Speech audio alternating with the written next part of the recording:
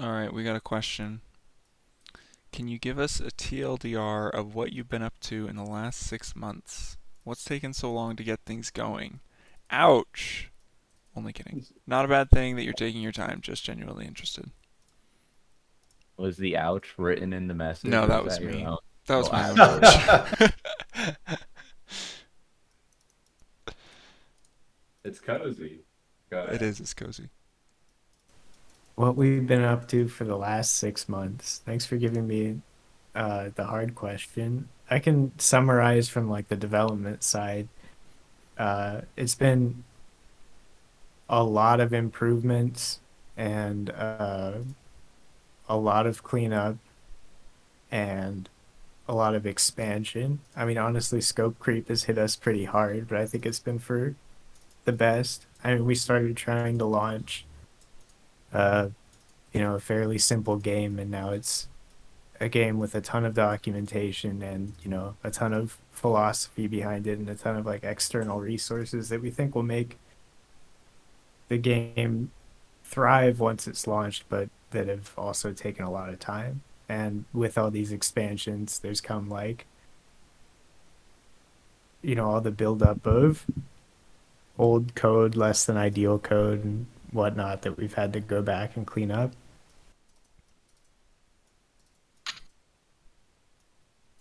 Yeah, that's a pretty good take. I mean, on the other side of that as well, like on the not so development focus, a lot of it kind of comes down to, I mean, as architect was saying, like there's scope creep, but a lot of the scope creep is kind of like things that maybe it's okay to launch without, in a sense. But when you have this like decentralized, fully on chain game and you're trying to do all these things that haven't really been tried all together at once, like what are the, I don't know, the supplementary things that you're okay with not doing, and what are the things that like might actually make the difference, even though it is scope creep. And so I feel like a lot of it's just come down to like, yeah, we could have launched a long time ago, maybe, but did would have had enough, legs as a project to kind of actually get far on its own. Like, I don't know. I think a lot of it just comes down to like there's so many elements to what we want the project to be philosophy wise and how users interact with it top to bottom from the game to the governance side of things, that leaving those things to be done later, I think kind of is like a potentially like, I don't know, thwarts the agency of the community, the agency of the project as itself, and also just the time it takes to make a quality game. I mean, most games in general, even indie games, take a year or two or more to make. Even with a small team, like game development is really hard, as we've learned, and this is a lot more than just like your average game. Not that it's better than average games, but like just very different. So you have the complexity of how game development is hard, added with the complexity of like why decentralization is hard and community owned projects. And so there's all these elements that come together that make it really fun and challenging, but it's like you want to strike a balance between all of them working in harmony. And that's like what we're kind of going for. I also think that a lot of what's been done and a lot of stuff that Max touched on are just ways to make the game more scalable after we launch and building a really solid foundation. Because you've seen tons of games that launch and then they just die in a couple months because they're not scalable. They don't have the technological adaptability to continue evolving for what the community demands. And a lot of stuff we've been doing over the last few months has also been like stuff in tandem with stuff that we need to get done before launch, but also building out content for post launch, because that's another thing you don't see after launch. People just launch their NFT projects and then there's nothing, and then there's no continued, growth in the project, and people coming into the project excited about new features being added and stuff, always happening, and consistent content being delivered in a timely manner. So it's been really important to us, to get up that content pipeline ahead of time, and also to make a really scalable game before launch. Yeah, what he said. Sorry, I strolled in late. Technical difficulties. No, you're fine. Vercel kind of followed up with like what his opinion is like arguably killed Etherworks and other NFT games, like how complicated they were. How are we going to make a great game that doesn't alienate the masses by being too complicated? I think that's, I mean, there's really good points in that question. I think a lot of what we're doing actually is to remove complexity. Like a lot of the work is to simplify and improve the user experience of what it's like to play these types of fully, Web3 focused games. And I say Web3 as in like not Web3 NFT bullshit and that kind of community, but Web3 in a sense of like actual community ownership and like actual like a decentralized DAO that like can build stuff. Like there's a lot of complexity there, which a lot of other games have tried to like incorporate, but have been not necessarily rushed, but it's not planned out to be this kind of seamless experience. And that's where you get a lot of complexity and a lot of friction and poor user experience. And so that's like a lot of what our focus is been on, because like the Citadel as a game is this fully on-chain thing, which means like all parts of the game are this meta game of governance as well, and all these other parts that users are going to interact with. So everything should be kind of this very seamless, good user experience. I mean, that's what we're trying to do. So I wouldn't chalk up the like past 6 months or why it's taken us longer to launch as this adding more complexity to the project, but rather connecting all the pieces to make it less complex on this, behalf of the user and stuff like that. But yeah, kind of like what Reverend was saying, I don't think what killed Ethorix exactly was their complexity, but it probably played a role. A question from Simulacra. Since the development has now run into sort of the cusp of AI agent development, and you are developing a space where I assume games that are similar will make use of NPC player interaction and or better populate an ever-changing social play space, how do you feel you will make use of these new developments, and or are you guys thinking along these lines?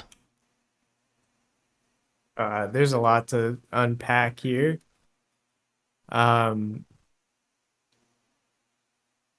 About the cusp of AI in general, that's a gigantic plus for us. I mean, there's so many tools that we can build now that we couldn't have built, if these developments hadn't happened.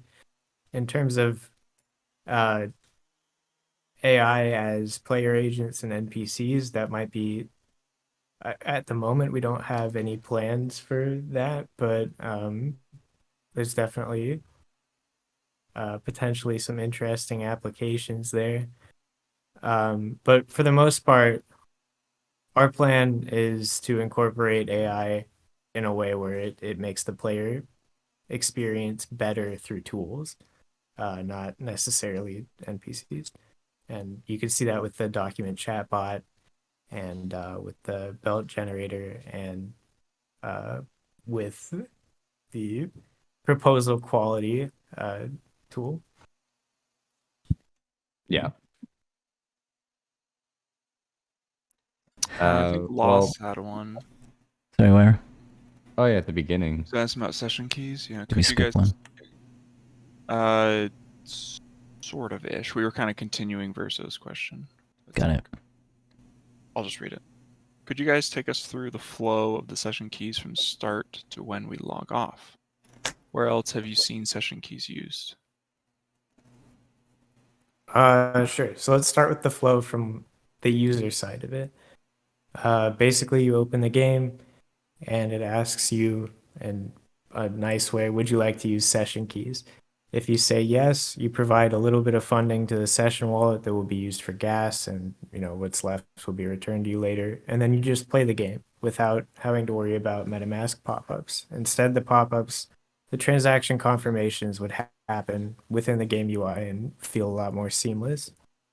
And that's basically it.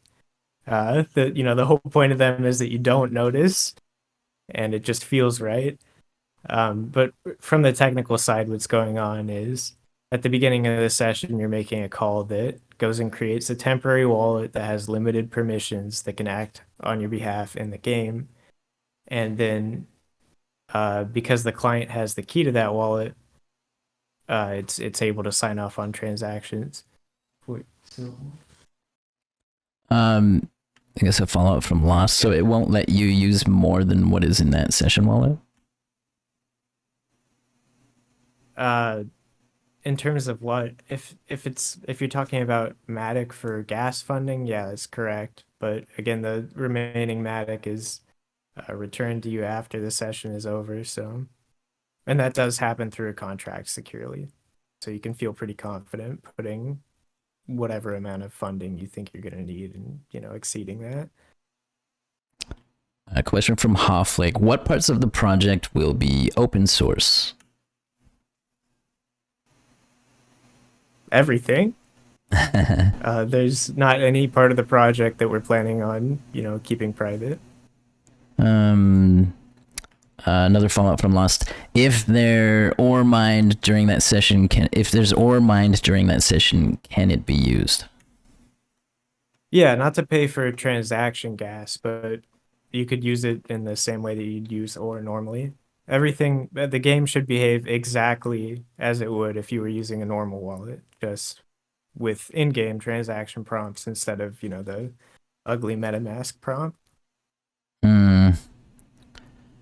Follow-up from Hofflake again. I know the contract will be, but I'm wondering if the engine or other parts of the game will be just dumped on GitHub or something.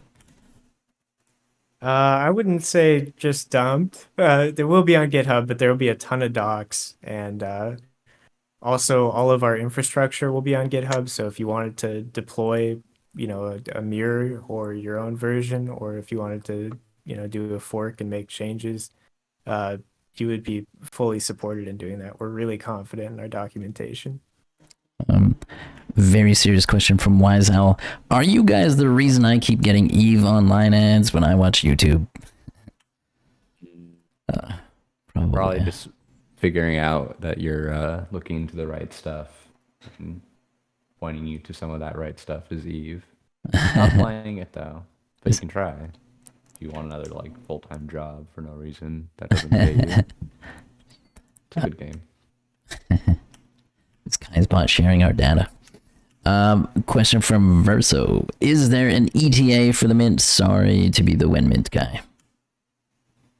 There's no ETA for the mint. We've kind of gone away from the idea of giving ETAs or deadlines or dates, because it's gonna happen when it's gonna happen, and we have a line drawn in the sand. We're not gonna continue to keep adding stuff on top of right when it's it's ready to go.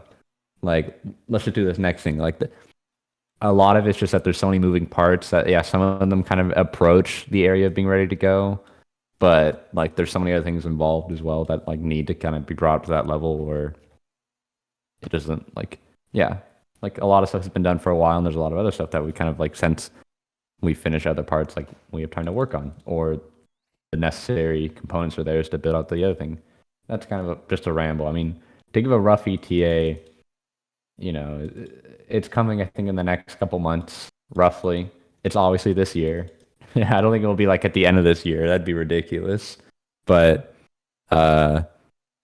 we've done a lot internally on kind of, speeding up our production speed as a team.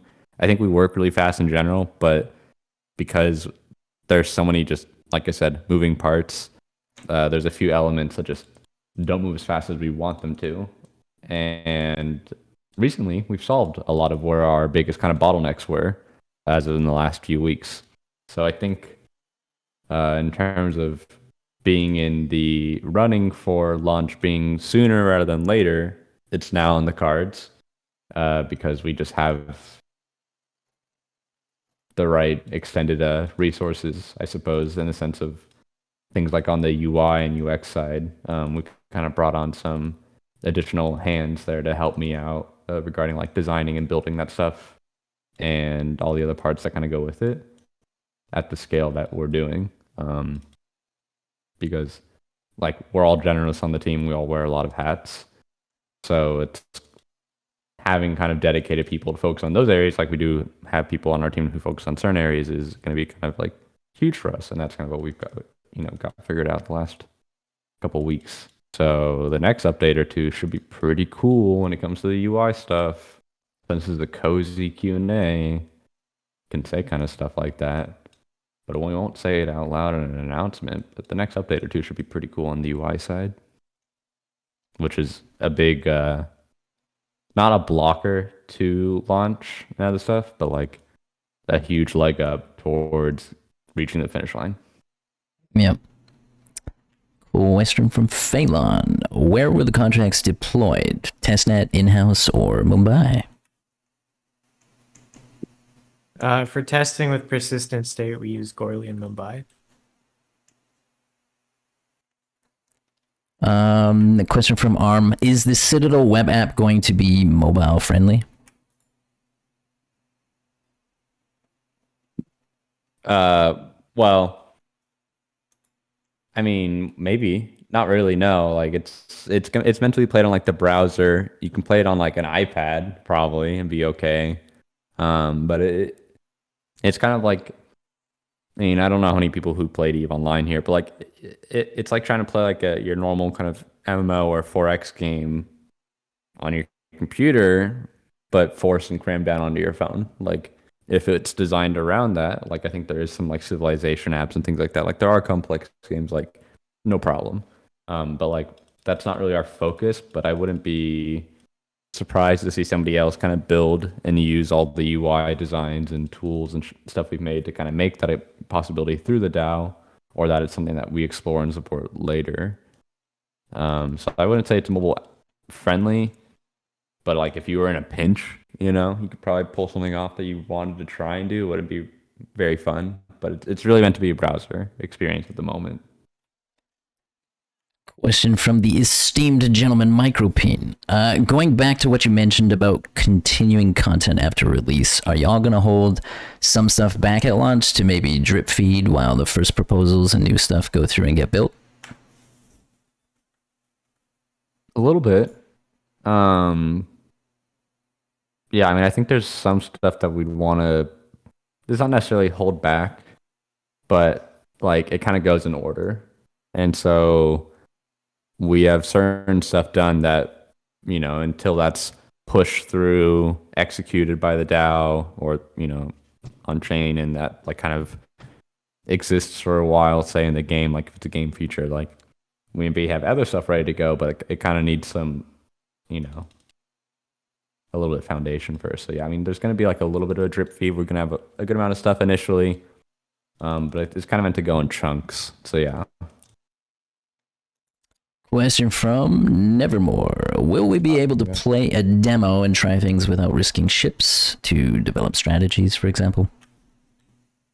A demo in the sense of like the playtest would probably be like the most accurate comparison, but there's not going to be like not from us at least, like a way to play the game and not risk ships. I mean, you can decide not to risk ships. That's fully optional. Risk is a choice. It's not like a forced thing. So you can definitely just play the game normally and develop strategies without risk. Or you can watch other people play. So Phelan's dropping a bomb. Referencing setup deployments for contract documentation site. Is this deployed to a Vercel site? Yes, it is. Started researching alternate GraphQL frontends for the graph node. Does this deal with Graph's weird way of handling Polygon in their go-forward cloud solution? No, it's more intended to patch some of the shortcomings that it has query-wise. Like, for example, there's no native support for aggregate queries, and you can only do up to 2 joins at once, I believe, which kind of forces you to keep your data denormalized, which starts to become a problem as it grows. Referencing the point, drafted economic standard operating procedures. Could you elaborate on this more, please? What specific areas are you building SOP for? What specific situations are you digging into? This is just a way to look at the economy, and kind of procedures to follow in case adverse economic situations arise. This isn't like a centralized thing so much as it is like something we could follow as a community, or really anyone can. But this is also something that I will, kind of. It's a way to game plan these situations before they occur. So we have a plan to follow if they occur, and so basically limiting the economic damage that can happen to the game. These can be things such as like, or token inflation is too high, or a zero royalty marketplace is created. Do we create a proposal to, block transfers to that marketplace? Is there somebody manipulating the or token liquidity pool if that ever exists? SubDAO maybe accumulates too much voting power. Is there some action that we should take because that happens as a community, not as a centralized, team? There's just a number of situations that can occur. So it's just important to have a game plan in case they do occur. And so that's the gist of this. I won't share the entire SOP over this Q&A, but that's the general thing. It's constantly being added to as we go through the development. Beautiful. Referencing the next point, drafted weekly economic report framework. Will you be sharing mock-ups of this ahead of Mint? We could, yeah. I mean, we could share it to get some feedback on it and to see what the community thinks is important to provide information-wise in the economic report. Mainly, I think this is a way that we intend to, generally increase the level of economic knowledge in the community. It's not so much like to stroke our own ego and be like, oh, this is the economy, where we see with a lot of economic reports, they're like overly difficult to understand. You look at all these graphs and you're like, what am I even looking at? It should be legible to the layman. So the idea with this is just to get a head start on that, accumulating all the data points that we could potentially share, and then really drilling down on what the priorities would be, what would be most helpful to players to understand that the economy is in a good place. Regarding the next point, drafted economic article. Will we see these mock-ups ahead of Mint? Did I just ask that one? No, that's just simple. Okay. Yeah, so the economic article is just an article that I'm currently drafting that will be shared before Mint, hopefully be completed this week.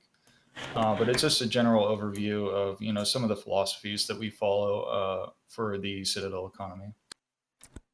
Regarding the next point, implemented partial fuel refunds for travel redirects. Is this a static percentage or a percentage? Or sorry, is this static percent or percentage based? First, I want to amend my answer to the last thing about the GraphQL front end a little bit. Well, that's mostly correct. I just wanted to point out that the join thing is about joining where you're also querying in the related table, but that's pretty small. Anyway, it's based on the distance that you traveled compared to the distance that you were planning on traveled, so not static. Yes. Okay. Next point, cleaned up belt generator project. Automated or manual? In the beginning, we want to be able to really closely monitor what belts the generator is proposing before we put them into the game, just out of caution. So the generator automatically ingests the game state and proposes belts, but a team member does have to go through and look at them before submitting them. Got it. Following point, reviewed securities risks, or and ship tokens with legal counsel. Good news. Elaborate on this, please. Did you engage legal representation on basic talks or digging into business entity instantation? I don't know if you beat me to thinking of an answer for this. Feel free to go ahead and answer, but I'm trying to think for a sec. To elaborate on it, I'm sorry, I didn't actually see what. Well, okay, so first of all, the OR token was rated as extremely low risk, a 1 out of 5 on their rating. So because first of all, it's not an investment; it's a game token. There's no pre-sales for OR, which is very helpful. Um, yeah, it's not marketed as having a market value or anything of this such. The ship tokens are even better. They said they're even less so. This just because they don't really meet the definition of a security. I forget what they exactly said, but because they are like exactly because a game is available at launch, and there's no they're not directly like fungible in terms of they're each a unique thing. That's very helpful in this discernment. But yeah, I I don't have the full in-depth report here. Yeah, basically TLDR is just that we've been working with like a firm on legal side and entity side of things for ourselves as a team, and as well just kind of like checking our work so far and our understanding. And we've retained them and brought them on just to help make sure that we're above board in all aspects, because I mean we're trying to be responsible in every part of the project, and legal is a part of everything in life, whether you like it or not.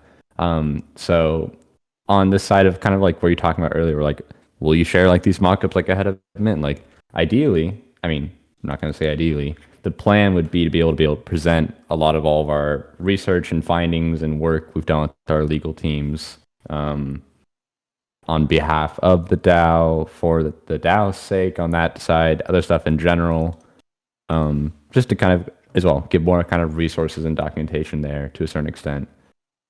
So this is like one of the internal kind of tasks that don't really make doesn't really make its way into like an update section, because it's just kind of like spread out and not exactly like as product focused. But yeah, I mean the basics was just kind of like checking our work, and so far with all the parties that we've talked to, it's been very promising because of the way the project and the DAO and the overall structure of things are set up, which is exciting because I don't know, decentralization W basically. And wrapping up Phelan's massive questions here with perhaps the most important. Welcomed physics teacher and mining officer to LA, who visited from Italy, for some work in the Citadel HQ office. Did they arrive in rowboats, or has the rain stopped? No, they arrived on planes. It's kind of like standard process, and the rain has stopped. And it was a very fun time having everyone together in the office and working. So exciting stuff. We're sure they didn't test drive some ships. Question from Wise Owl. Do you guys think maybe starting with only 3,000 ships is too small? I'm just thinking about the average number of ships each player will have and the impact of losing a ship to marauders. No, I don't think it's too small. With the way we're going about it, like, the mint roughly idea is that, it's kind of like a 1 to 2, per person kind of limit, in the sense that like we're trying to only get around like 1,000 to 2,000 people on launch, playing the game inside the community. But considering that like there's about 300 ships roughly, modeled out to be auctioned off a week, like I think it's a steady growth and it gives us a lot of comfort for managing things, and just kind of like having a steady growth and not dipping way too in. I think it's better to be on the lower, like on the more conservative side when it comes to this kind of area, rather than like the aggressive side, because we can grow into it. But if you start too much too early, then it's kind of, it could be detrimental. I think it can also be helpful to look at this in terms of maybe like a developing country, and in terms of like population growth. If your population grows too fast, then you can suffer from inflation, and so this could be detrimental to the value of things in that particular society. So it's important to have, I think, a reasonably measured growth rate in order to make a sustainable economy. I think that's something that people will think more about in the future when designing these types of economies. Question from Wade. In the development process of the game, what are the biggest challenges navigating the waters of Web3 that haven't really been tested thus far?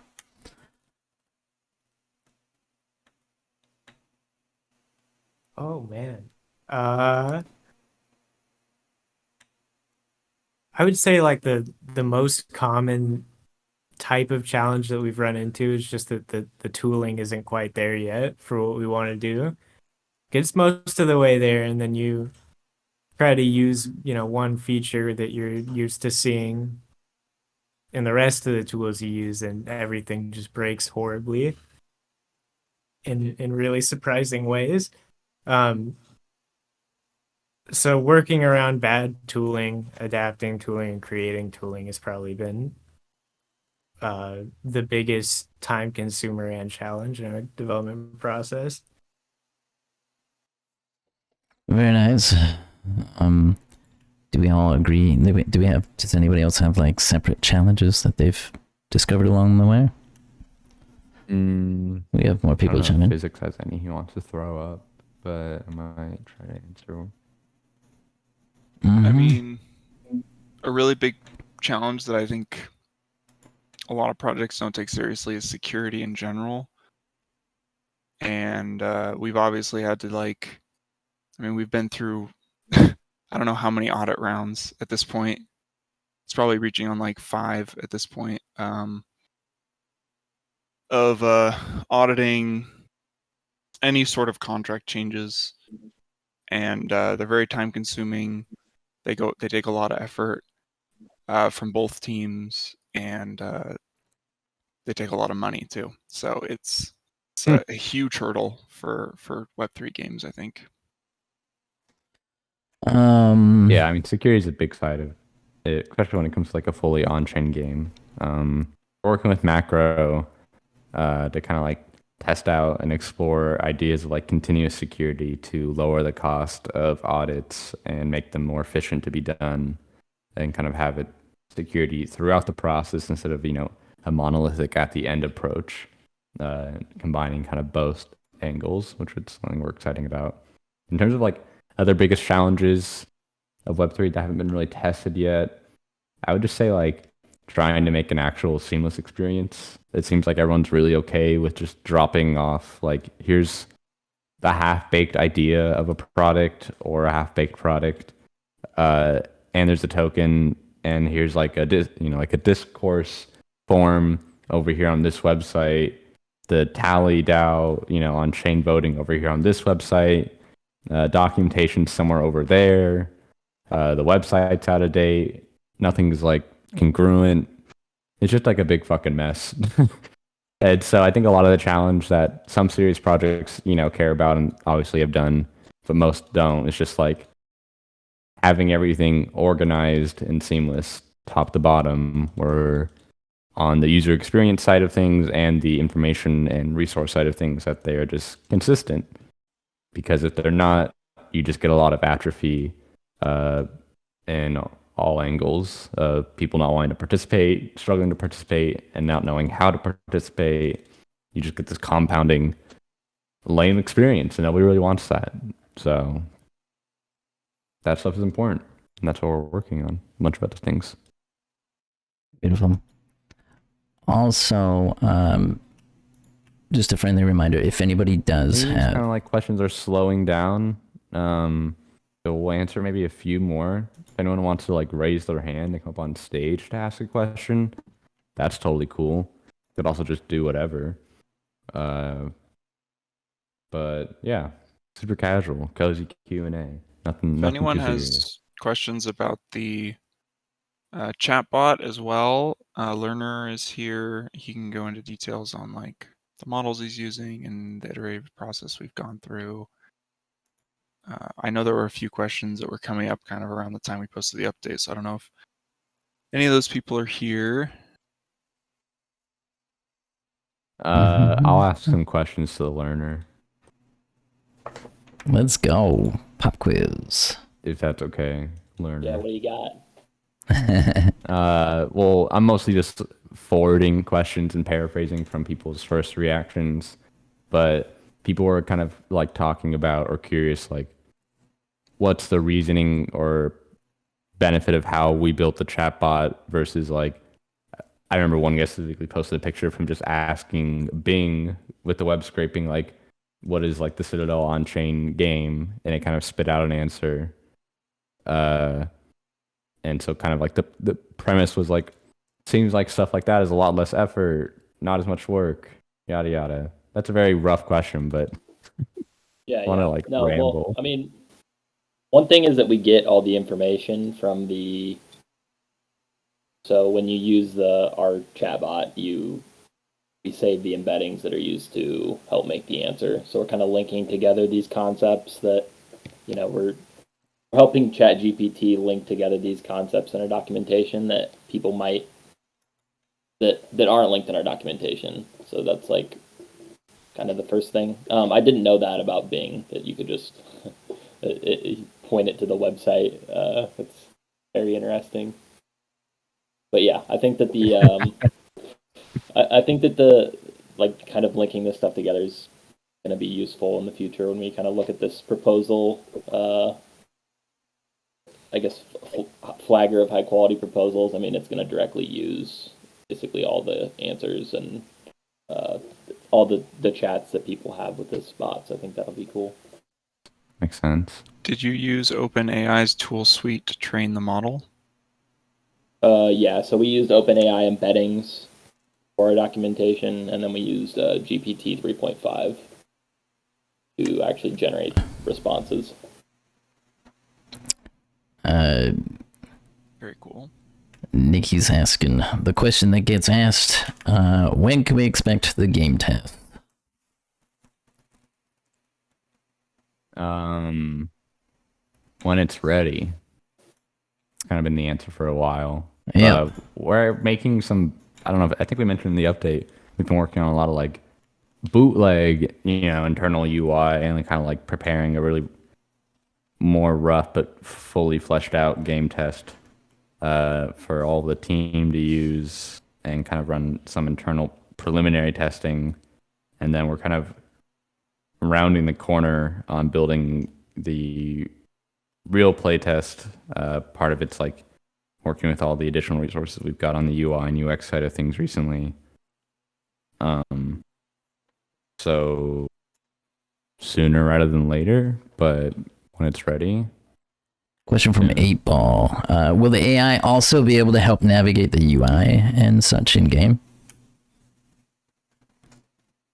Do you understand kind of like what he's trying to ask there? Yeah, I think that's. Or learner. Go ahead, architect. No, learner, all of you. I mean, I think that's something we're like maybe not necessarily working on super hard yet, but definitely talking about, right? Just to like how that could be kind of brought into the fold. I mean, I haven't been super active in the front end work, so I don't know, I guess, what that looks like, indexing all that stuff together, but there's definitely other people that have built stuff like that, so I don't know. What do you guys think? Yeah, I mean, I would say it's not top of the list, but it could be something later. Yeah, I mean, the AI and the ML stuff pipeline for us, like we're building up over time. I wouldn't say it's like a top priority focus for us, but like we're paying attention to it. We're obviously running a couple experiments and we're, developing some product related around it, like the case stuff, and something that like we're excited about and like want to really incorporate more in the future. So things like that kind of idea of like it helping you navigate the UI and find stuff or connecting the dots, like that's like a really worthwhile idea. I think it's like that we want to pursue, but it's not at the top of the list of priorities, kind of like what Architect was saying. I have a question. Going off that example Heimdall posted of the Guys 2.0 question, who is Heimdall? And the answer was Heimdall is a resident spreadsheet romancer and core team member at the Citadel who recently made an appearance on the Fogged Out podcast. Hilarious, by the way. But given that's an answer that we're getting in these early stages, what sorts of things are going to factor into informing these responses later down the road? And can we expect like a lot of change in that over time? And what kind of a time frame are we looking at for that to sort of adapt with the more kind of resources or information that's available for the bot to draw from? Yeah, I'm not exactly sure. So I mean, one thing is just if you have an exact answer for something, then it's less likely to lie. But like, just even with perfect documentation, it just seems like all these large language models just kind of lie from time to time, and I'm not going to fix that problem if Microsoft can't. So there's a limit to how good I can get it, I guess, and I don't think that it's ever going to be perfect. But It did used to say that Micropeen was the project Yeah. owner. So, Yeah, that was a really fun one. I would ask it who is fleet commander. It didn't have any idea. But if you asked who Micropeen was, it said it was the founder and owner of the Citadel. Wait, here, I'll grab that image and post. Oh, it's right there. Wow, that was super quick. People are on it. Dude, I'm so, look at that. There it is.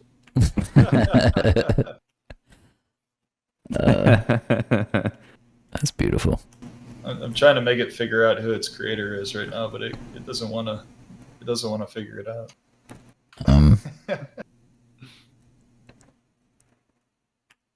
A question from Phelan. Are you aware of Llama Index? Have you thought about using Bloom and or Llama instead of OpenAI GPT directed at the learner? no, I haven't heard of either of those. I'm not sure what, I guess, advantage they would offer. Yeah, as I understand it, ChatGPT is kind of the best for large language right now. I don't know. I'll check out the other ones though. Another follow-up from Phelan. Did OpenAI allow you to custom weigh how you trained it off of the white paper, yellow paper phrases, etc.? Yeah, so we kind of did a couple different iterations of this. There was a custom training point that we used, but I think it's only compatible with like GPT 3 or 2.5 maybe, and it didn't give as good of answers as 3.5 that aren't tuned. So the main thing is just getting those embeddings. So basically just choosing the relevant documentation as the header to the prompt, which is in from the user basically, and then sending that in as your question. So there was no fine tuning of the model in our final product. So I'll try and address this question from Dragic. So first part of the question, I guess, he's wondering if there is a simple way of phrasing, maybe like a layman's terminology kind of breakdown of explaining kind of what is this game in simple terms. He has read through the white and yellow paper and whatnot, and is finding a little bit of a complicated concept. And also, is the aim on smaller groups of like dedicated people that are prepared to commit, or otherwise? And how are you trying to target these people? Okay, so that's like kind of two questions right there. I think the first one's more around like understanding the game and explaining the yellow paper. So in that sense, that's kind of like what we built case for, and that chatbot is like making it more approachable to navigate the documentation and the project resources by having a conversation with them rather than trying to fully grasp them, off the rip in this like linear reading top to bottom. Even though you don't really have to read them top to bottom, but just like I would recommend being a good beta tester and going asking all the questions you might have in whatever natural language you want to ask them to the chatbot about the documentation. But the game in simple terms is just this idea of this minimum viable game that has a really strong root foundation built around the community and the game that enables the community to have agency, not only just over like the basics of governance and like the social constructs of like what a lot of DAOs are, but the fully on-chain apparatus that is the game and governance and system itself. Like it's single source of truth for everything. So simple game, complex but cohesive foundation that enables it to kind of have a longer term approach. And the idea is kind of like how you have modding communities for most games and around a lot of indie games, and just letting modding happen on the game at the core level and letting that kind of drive it forward. It's very high level, but I don't know, just imagine like a giant Steam workshop that dictated the game and everyone kind of could vote on the Steam community forums. Maybe it's a little bit more, complexity to it than that. But I would go ask like the chatbot case a lot of questions, ping us with all of your questions, read through announcements and questions, and I think you'll probably get a pretty good understanding of things. Not to mention we have a lot of past Q&A and videos you could watch, where I give probably better answers to that exact question than I did just right now. So that's what I would start. We can add to, just in terms of the fact that the user experience is a big focus for us, and it at the end of the day it is a game. So you're playing the game and things are intuitive as you're playing it. You don't even necessarily need to read every document just to play the game. At the end of the day, it's a fairly simple game, and the UI lends itself to kind of communicating that and making it fairly intuitive. The second half of the question, like who are we targeting or who's it dedicated to? Initially, the idea is having this kind of not hardcore, but like the hardcore early adopter, the people who are here now. A lot of people in like Web3 gaming and blockchain gaming talk about this idea of like the road to 1 billion users, or like AAA blockchain gaming, how we're going to just completely turn the industry on its head and all gaming will be blockchain gaming now. I think that take is like entirely wrong and super naive. What our approach and thought process is that considering that while a lot of people are excited about the idea of the future of blockchain gaming and the road to 1 billion users, and maybe it will happen, maybe it won't, there's nothing really here right now for all the people that are excited about blockchain gaming in the future, who would be excited about it right now, if those types of games and projects existed for them to play. So our target market is the people who are here now, the ones who are excited and early to the space and want to experiment and try out new ideas. So we're building for them. We're building around the idea of, letting them and the community be a big part, if not the entire part of the project, so that in a few years, rather than getting kind of outdated or out of place or falling behind, considering that the blockchain space overall in the past 5 years has been completely unpredictable, but the one thing that stayed consistent is the fact that the community is here and it keeps growing, is just letting that be the driving force of the project. So in the future, maybe we'll have a lot larger adoption of people who are not necessarily blockchain enthusiasts, but heard about this new type of gaming experience and this new type of community and like having a voice in the game, and that interests them, and that's where they come in from. But for right now, what we're trying to focus on is just the people who are here now and supporting them and giving them the tools to build what they want to build. Because I think those people are the ones who will end up building the stuff that drives other people outside of the space into it, rather than the idea of clobbering around some random ass studio with like a bunch of random VC funding who have never made a game before, or like it's the first time making a game altogether, and there's huge money trying to build this super complex game that is just a normal Web 2 game with NFTs attached to it, and just doubling down on all the worst parts of normal games. Like, I don't think that's really going to be the driving force. I'm excited about indie games, Web3 indie games, kind of like the stuff we're doing, or what the other on-chain people are doing. I think that's a lot more of a creative space and something to be excited about and watch develop. I think that's where we'll see a lot of more creative exploration of what type of gaming elements that weren't possible before but are possible now fuse into new gaming experiences that you can't get in Web 2, rather than just having your Web 2 game have NFTs on chain or in general. Like, I don't want to play CSGO and have my skins be NFTs. Like, that's cool and all, but like, I want to play new games. I want to play new ideas, and I want new experiences. And I think there's a lot of stuff that Web3, could contribute to that fact, but it's not going to be like the productization of making everything an NFT. I don't think that's what is going to be the pillar of blockchain gaming, but it seems like everyone else seems to really harp on that. Beautiful. Nikki, question from Nikki. Will Jimmy be a voice actor within the game? Like when you find an ore field, will you hear Jimmy say, Ultra ore field discovered? That's not up to me. I think that would be a DAO thing. But I do work as a voice actor from time to time. Follow-up question from Nikki. How will the team earn revenue from the game? Well, while we've talked about it before, like majority of all the mint funds go to the DAO, and also majority of the royalties go to the DAO. We in turn have a small percentage of those things. And so we're a very lean team, and we're very excited that we get to build on stuff that we are passionate about. But I think by just having a small percentage of a really exciting and big and growing thing is more than enough to kind of fund what we're doing and what we want to do.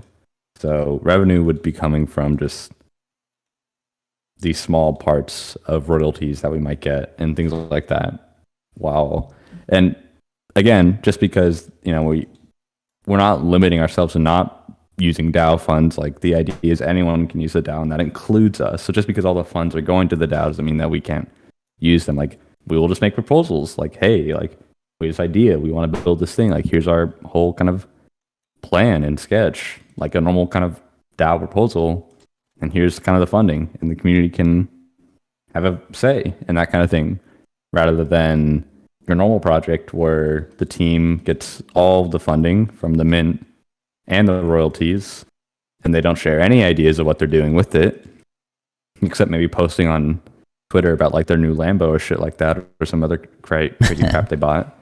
But like, I don't see any difference in terms of earning revenue or funding for us, because if the things that we want to build, people are excited about and approve through the DAO, then that means kind of we're going in the right direction. And if they don't, then we didn't waste funds building shit that people didn't want or weren't excited about. So I think it's a better way to navigate managing funds when it comes to this kind of community-owned project. It helps us keep in line and on a singular vision together. Not just into the black hole of the founders' pockets. We will never see it again. Never. The abyss. Basically. It's my first proposal actually is going to be Heimdall Founder Pocket Fund.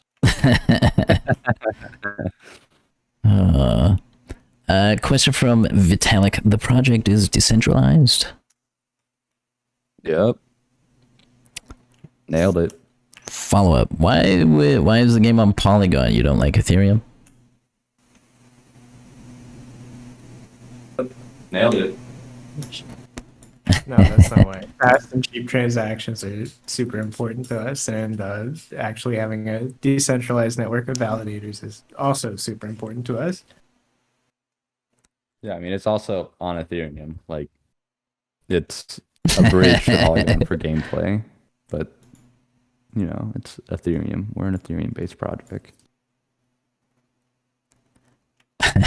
Question from Mike. Will some of the DAO funds be allocated to donate to the Michael Soitard? I don't know how to say that. It's for Senate initiative. No. A firm no. Also, just a reminder, I know we had mention of it previously. If people do have questions and want to come up on stage and ask them through the voice, you're more than welcome to raise your hand, and someone from the team can bring you up on stage to ask away. What's left? Building a community, PS4 Pixel is amazing. It looks like we're slowing down the questions, so Dude, no way. Fail. I'm posting a picture of the learner's mouse. You see that, Learner? It's your favorite.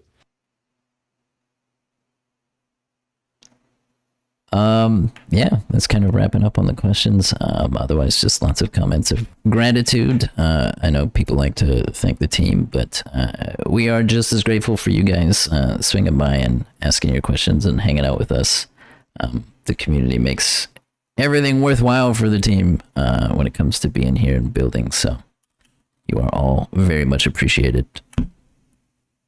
Yeah. We'll let this linger for like 2 more minutes just in case anyone's typing a question or wants to get out a final question.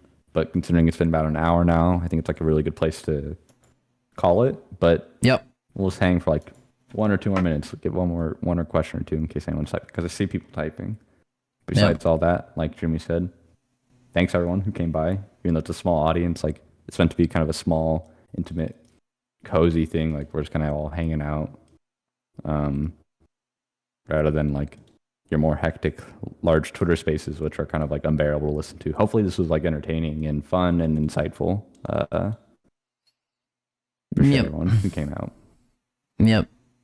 Yeah, and also for anybody that doesn't, I don't know, like if it didn't cross your mind during the Q&A or if you're too shy to ask, don't ever hesitate to reach out to anybody on the team. Everybody on the team is pretty open as far as communication and more than happy to help out and to field any questions you might have. So hit us up. We also have a ton of very helpful people in the community who are always around and very intelligent and very informed and knowledgeable and up to date on everything Citadel. So ask your questions wherever you want, whenever you want.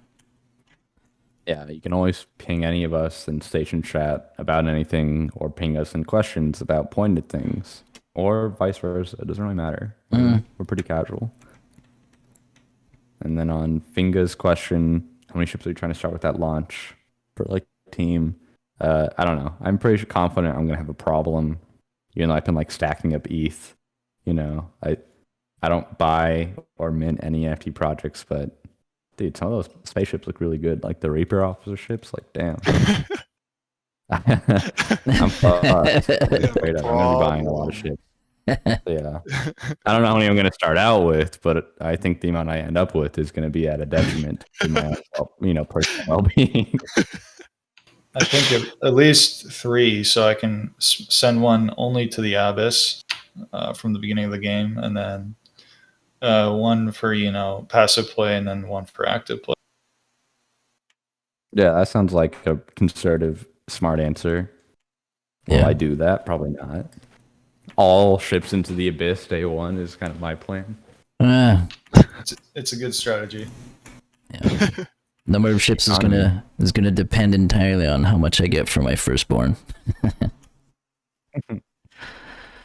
I see that Exy guy typing for a while, so I'll let him finish his thought.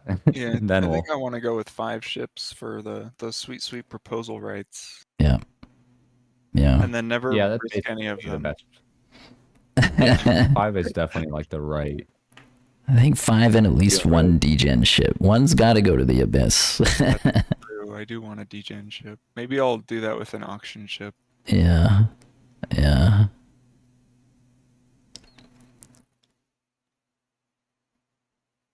What are you guys laughing about so much? Both Code Runner and Architect are snickering behind me, laughing. Toby's asking if we have any idea on how core team allocation of ships will work. You will have an idea when we post the details of how the game is gonna work. We're doing a non-standard. But I think it's gonna be pretty exciting how things unfold. So I think no information there besides a small minority of ships. I mean, not to toot our own horn, but I think everything that unfolds here tends to be pretty exciting. Going back to 10 ships per team. Do we have any brave hands raised? No brave hands raised thus far. Did we still Anyways. have that question typing up, or are we good to go? I think we're good to go. Alrighty. Thanks, everyone. Yeah, thank you very much, everybody. And don't forget, like, if you didn't get to ask your questions, just hit us up anytime. There's always somebody here. Always more than happy to help out or seek out answers to your questions for you if we don't have them. All right. Other than that, Hey guys, thanks Thanks, for coming everybody. in. See ya. We'll be around. Bye, y'all. Next update in like 6 weeks. thank you for hanging out, you beautiful son of a guns.